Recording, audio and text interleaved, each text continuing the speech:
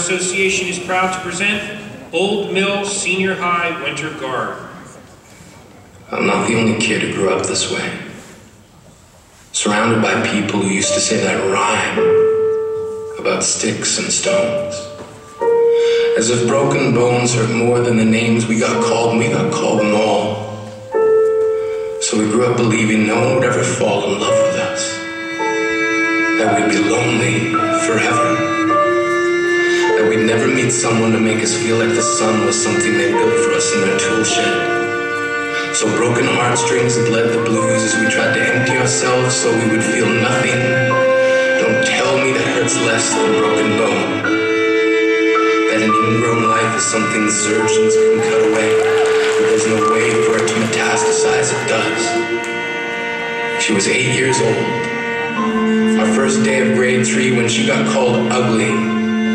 We both got moved to the back of class so we would stop getting bombarded by spitballs. But the school halls were a battleground. We found ourselves outnumbered day after wretched day. We used to stay inside for recess because outside was worse. Outside we'd have to rehearse running away or learn to stay still like statues, giving no clues that we were there in grade 5. They taped a sign on the front of her desk that read, "Beware the dog." To this day, despite a loving husband, she doesn't think she's beautiful because of a birthmark that takes up a little less than half her face. Kids used to say she looks like a wrong answer that someone tried to erase but couldn't quite get the job done. And they'll never understand that she's raising 2 kids whose definition of beauty begins with the word mom.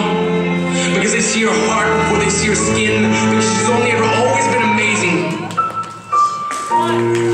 To this day, kids are still being called names. The classics, Ray Stupid, Hey Spaz.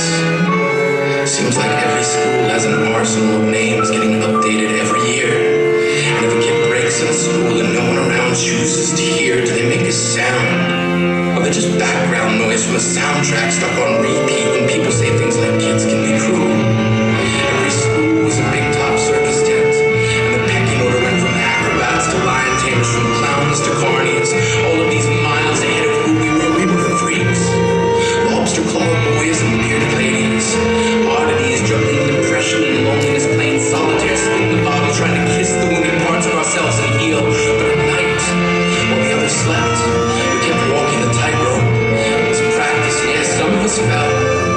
But I want to tell them that all of this is just debris. Left over when we finally decide to smash all the things we thought we used to be. And if you can't see anything beautiful about yourself, get a better mirror. Look a little closer. Stare a little longer. Because there's something inside you that made you keep trying despite everyone who told you to quit. You built a cast around your broken heart inside of yourself. You decided they were wrong. Because maybe you didn't belong to a group or a clique. Maybe they decided to pick you last for basketball or everything. Maybe you used to bring bruises and broken teeth to show and tell but never told. Because how can you hold your ground if everyone around you wants to bury you beneath it? You have to believe that they were wrong. They have to be wrong. Why else would we still be here? We grew up learning to cheer on the underdog because we see ourselves in them. We stem from a root planted in the belief that we are not what we were called. We are not abandoned cars stalled out and sitting empty on some highway. And if in some way we are, don't worry. We only got out to walk and get gas. We are graduating members from the class of we made it. Not the faded echoes of voices crying out names will never hurt me. Of course, they did. But our lives will only ever always continue to be a balancing act that has less to do with pain and more to do with beauty.